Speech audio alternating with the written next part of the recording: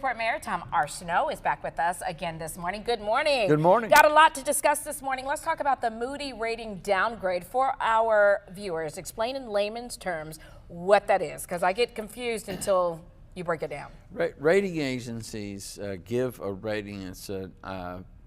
It's an opinion about the creditworthiness of the bonds that are about to be issued. And we're about to issue about $190 million of refunding bonds. We're refinancing our house, so to speak. So the downgrade means they don't trust us, or what? Well, the downgrade just means that we'll probably end up having to pay a little higher interest rate. They're still investment grade.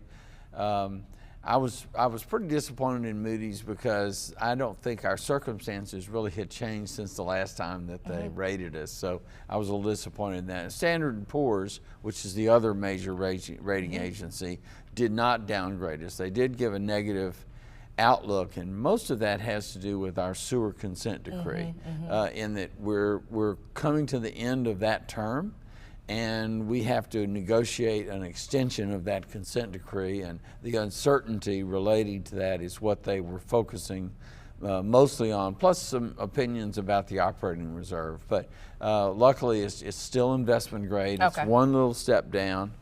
We may end up having to pay some interest, but a little higher interest rate. Generally speaking, the higher the risk, the higher the interest rate. That's one of the things that interest is designed to cover.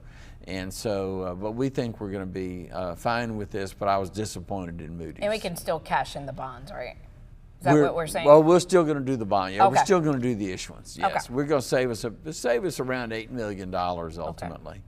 Now, the 2026 budget, that's coming up for approval next week, correct? Next week, yeah. Hopefully, it has to be approved by the 15th. They're scheduled to hear it and pass some kind of budget on the 9th next week. So that's a big deal. We'll be receiving some proposed amendments from council members. We'll be evaluating those. We have a set of amendments to our original package that allows us to pay police and fire 5% April 1st, with 3% April 1st, 2% at the beginning of the year, and then employees 3% on April 1st. And that's what everybody's watching, those percentages, to see if they get those raises. So we'll be watching that very closely too. Last thing we want to talk about is all of the violence that has been happening on Clyde Fant Parkway. You want to let our viewers and people know out there that this is not random. This is these targeted. are not random. Both, from what we can tell, both of these things are arguments that started somewhere else and moved transportation-wise, in one case because somebody lived near Fant Parkway, and that may be the case for the second one as well. So these are not random acts of violence. People should not be afraid to drive on the Clyde Fant Parkway, and we've already made 3 arrests in the first one, and the police are they're really fantastic at figuring out what happened and who was responsible. So I'm sure that we'll catch up with the other folks, or at least find out the story. All right, thank you so much. Shreveport Mayor Tom Arsenault, always good to speak with you. Thank you. All right, this is a